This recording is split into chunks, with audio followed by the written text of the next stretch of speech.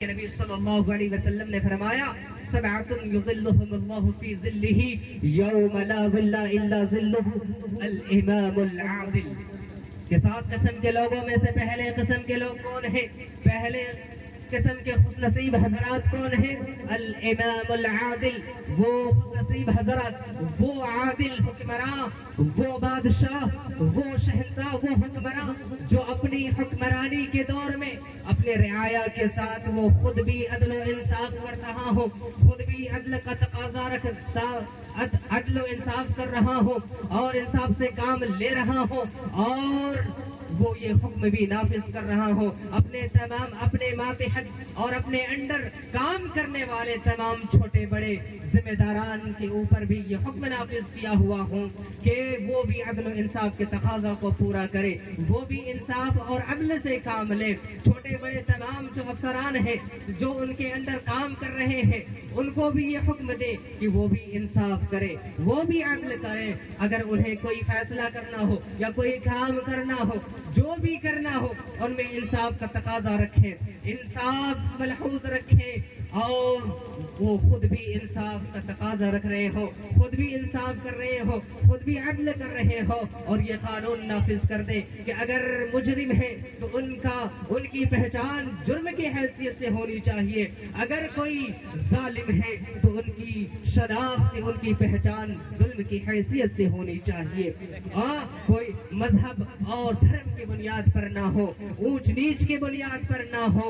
اللہ اکبر۔ نبی پاک علیہ السلام نے آپ صلی اللہ علیہ وسلم کے اخلاق، آپ کا کردار، آپ کے افعال، آپ کے گفتار اس بات کی شاہد ہے کہ نبی پاک علیہ السلام نے اپنی زبان فیض ترجمان سے عدل کو نافذ فرمایا ہے اور آپ نے عدل کا تقاضا ملحوظ رکھا ہے۔ اللہ کے نبی صلی اللہ علیہ وسلم روایتوں کے اندر آتا ہے کہ ایک مخزومیہ عورت چوری کے جرم میں لائی گئی، چوری کے جرم میں وہ لائی گئی اور صحابہ کرام پریشان ہے، صحابہ کرام حیران ہے کہ اس عورت کے ساتھ کیا برتاؤ کیا جائے، اس عورت کے ساتھ کیا معاملہ کیا جائے۔ یہ عورت حسب و نسب والی ہے، اونچے گھرانے والے ہیں، اونچے خاندان کے ہیں، عالی نسب والے ہیں، امیر گھرانے سے تعلق رکھتی ہے۔ لوگوں نے آپس میں بات چیت، آپس میں گفتگو کر رہے ہیں کہ اس عورت کو معاف کروا دیا جائے، اس عورت کو معاف کروا دیا جائے، اس کو بخشوا دیا جائے، لیکن کسی کی ہمت نہیں کہ اللہ کے نبی صلی اللہ علیہ وسلم کے پاس آئے، سفارشی لے کر کے، سفارش بن کر کے اللہ کے نبی صلی اللہ علیہ وسلم کے پاس آئے۔ کسی کے اندر ہمت نہیں ہے۔ صحابہ میں سے کچھ لوگ کہتے ہیں کہ ایک صحابی ہے، ایک اسامہ بن زید، اسامہ کو بلایا جائے، وہ اللہ کے نبی صلی اللہ علیہ وسلم کے بڑے لاڈلے ہیں، بڑے چہیتے ہیں، ان کو سفارشی بنا کر کے بھیجا جائے۔ اللہ کے نبی صلی اللہ علیہ وسلم ان کی بات کو ٹالیں گے نہیں، ان کی بات کو کاٹیں گے نہیں۔ اللہ کے نبی صلی اللہ علیہ وسلم ان سے بڑی محبت کرتے ہیں۔ حضرت اسامہ کو بلایا جاتا ہے اور معاملہ ان کو سمجھایا جاتا ہے، ان کو بھیجا جاتا ہے۔ حضرت اسامہ نبی پاک صلی اللہ علیہ وسلم کی خدمت میں حاضر ہوتے ہیں اور کہتے ہیں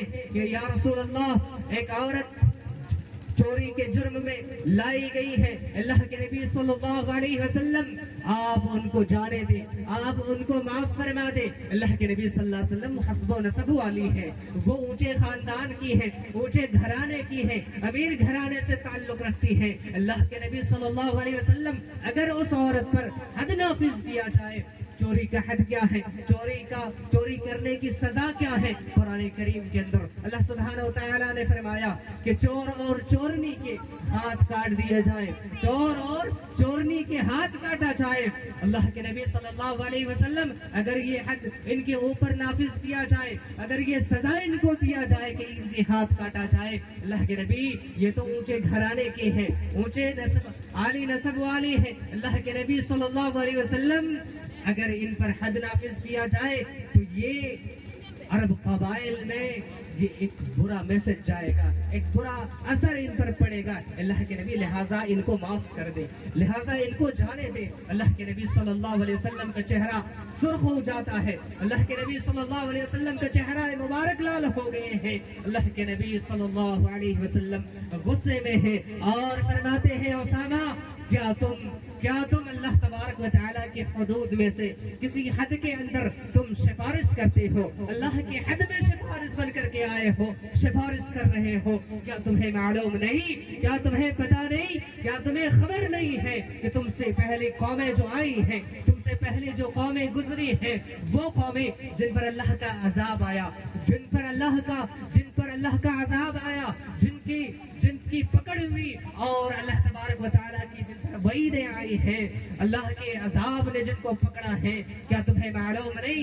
وہ قومیں ان کے اندر بہت ساری برائیاں تھی، بہت سارے جرائم تھے، جن میں سے ایک جرم یہ بھی تھا کہ اگر ان میں سے کوئی شخص، کوئی امیر گھرانے والا، کوئی اونچے نسب والا اگر کوئی گناہ کرتا، کوئی جرم کرتا، تو ان کو معاف کر دیا جاتا تھا، ان کو چھوڑ دیا جاتا تھا، اور وہی گناہ، وہی جرم اگر کوئی کمزور کرتا، کوئی غریب قسم کے لوگ کرتے، تو اس پر حد نافذ کیا جاتا تھا۔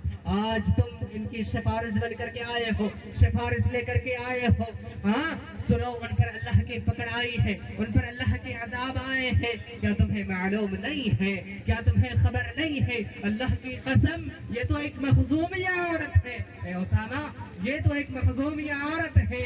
اگر فاطمہ بنت محمد بھی، اللہ کے نبی صلی اللہ علیہ وسلم فرما رہے ہیں کہ میری بیٹی فاطمہ بھی اگر چوری کرتی، تو عدل کا تقاضا یہ تھا، انصاف کا تقاضا یہ تھا کہ میں بذات خود محمد صلی اللہ علیہ وسلم میں اپنے بیٹی کا ہاتھ کاٹ دیتا۔ اللہ اکبر! یہ شریعت کی تعلیم ہے۔ یہ نبی پاک علیہ الصلوۃ والسلام نے عدل کو نافذ کیا تھا کہ عدل کا تقاضا کیا ہے کہ میری بیٹی بھی اگر چوری کرتے تو عدل کا تقاضا یہ ہے کہ میں اس کا ہاتھ چوری کے جرم میں کاٹ دیتا۔ یہ انصاف ہے۔ کبھی اللہ کے نبی صلی اللہ علیہ وسلم نے پریوار واد نہیں کیا، کبھی آپ نے خنبہ پروری نہیں کی۔ اللہ تبارک و تعالیٰ نے، اللہ کے نبی صلی اللہ علیہ وسلم نے نہ صرف زبان سے عدل کو نافذ کیا، بلکہ اپنے اعمال سے، اپنے کردار سے، اپنے افعال سے بھی عدل کو نافذ فرمایا ہے۔ اور نبی پاک علیہ الصلوۃ والسلام، یہ تو اللہ کے نبی صلی اللہ علیہ وسلم ہے، نبی پاک علیہ الصلوۃ والسلام کی زندگی کو فالو کرنے والے، نبی پاک علیہ الصلوۃ والسلام کی زندگی کو اور ایک ایک اسٹیپ کو فالو کرنے والے صحابہ کرام کی زندگیاں آپ اٹھا کر کے دیکھیں تو آپ کو معلوم ہوگا۔ اللہ اکبر! حضرت عمر فاروق رضی اللہ تعالی عنہ، حضرت عمر امیر المؤمنین ہے، خلیفہ ہے، گورنر ہے۔ حضرت عمر فاروق کے جانے کا وقت ہے، اس دنیا سے جانے کا وقت ہے، اس دنیا سے جانے کا ٹائم آ گیا ہے۔ ایک فیروز نامی غلام نے، ایک مجوسی غلام نے حضرت عمر فاروق رضی اللہ تعالی عنہ پہ نماز کی حالت میں حملہ کرتے ہیں، پیٹ پر وار کرتے ہیں، اور اس زخم کی وجہ سے حضرت عمر فاروق رضی اللہ تعالی عنہ اس دنیا سے چلے جاتے ہیں، رخصت ہو جاتے ہیں، شہادت پا جاتے ہیں۔ جب شہادت پانے کا ٹائم ہے، جب اس دنیا سے جانے کا وقت ہے، جب لوگوں نے دیکھا کہ وہ زخم گہرا ہے اور جو چیز کھلائی جا رہی ہے، جو دوائیاں دی جا رہی ہے، جو غذا دی جا رہی ہے، وہ اس زخم سے باہر آ جا رہا ہے، لوگوں نے سمجھ لیا، لوگوں نے معلوم کر لیا، لوگوں کو معلوم چل گیا کہ اب یہ زندہ رہنے والے نہیں، اب یہ اس دنیا سے جانے والے ہیں۔ لہذا لوگوں نے کہا کہ اے امیر المؤمنین، اے امیر المؤمنین، آپ اس دنیا سے جانے والے ہیں، آپ کا اس دنیا سے جانے کا وقت آ گیا ہے، لہذا اپنے بعد اگر کسی کو خلیفہ بنانا چاہتے ہیں تو اپنے بیٹے عبداللہ کو بنا دیں، اپنے بیٹے عبداللہ کو بنا دیں۔ عبداللہ یہ نبی پاک علیہ الصلوۃ والسلام کے صحابی ہیں۔ اے امیر المؤمنین، آپ اپنے بیٹے کو خلیفہ بنا دیں۔ غور کرو مسلمانوں، خود کہہ رہے ہیں، لوگ خود کہہ رہے ہیں، جنتا خود کہہ رہے ہیں کہ آپ اپنے بیٹے کو اپنے بعد خلیفہ بنا دیں، لیکن حضرت عمر فاروق رضی اللہ تعالی عنہ کا جواب سنو۔ حضرت عمر فاروق رضی اللہ تعالی عنہ کیا کہتے ہیں؟ مجھے میرے رب سے حیا آتی ہے، مجھے میرے رب سے شرم آتی ہے کہ میرا رب کیا کہے گا، میرا رب کیا کہے گا کہ اے عمر، دنیا سے آتے آتے تم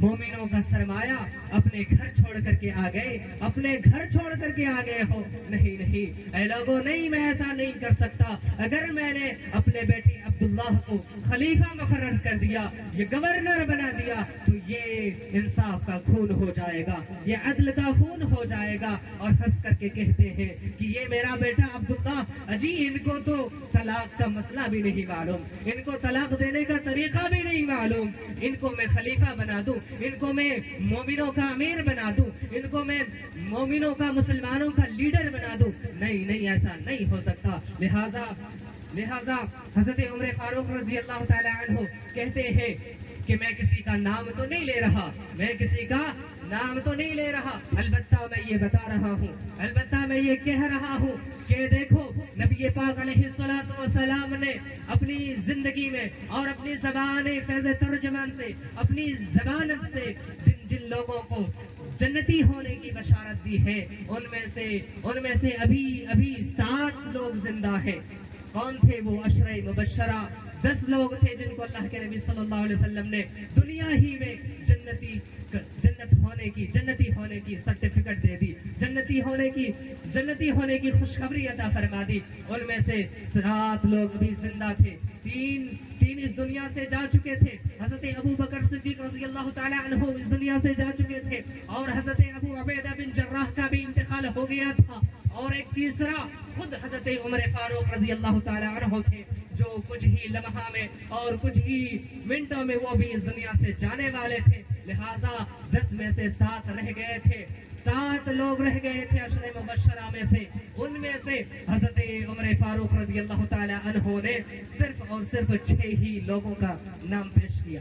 کتنے لوگوں کا؟ 6 لوگوں کا نام پیش کیا، 7 میں سے 6 لوگوں کا نام لیا۔ لوگوں نے کہا کہ امیر المومنین ابھی تو 7 لوگ زندہ ہیں، عشرہ مبشرہ میں سے ابھی 7 لوگ زندہ ہیں، آپ نے سعید کو کیوں الگ کر دیا؟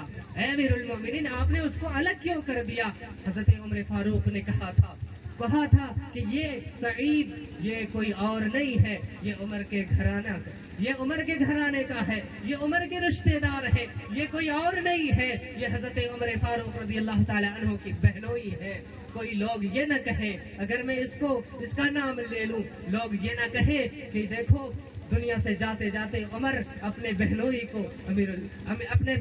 کو خلیفہ مقرر کر گیا، اپنے بہنوئی کو لوگوں کا گورنر بنا کر کے گیا۔ نہیں، ایسا نہیں ہو سکتا ہے۔ اللہ اکبر، عدل دیکھو، انصاف دیکھو کہ دنیا سے جا رہے ہیں، لیکن لوگوں کے کہنے پر بھی آپ اپنے گھر اور اپنے بیٹے کو بھی نہیں بنا رہے ہیں، حتیٰ کہ اپنے رشتہ دار کو بھی ان کا بھی نام نہیں لے رہے ہیں، 7 میں سے 6 ہی کا نام لے رہا ہے۔ یہ عدل ہے، یہ انصاف ہے۔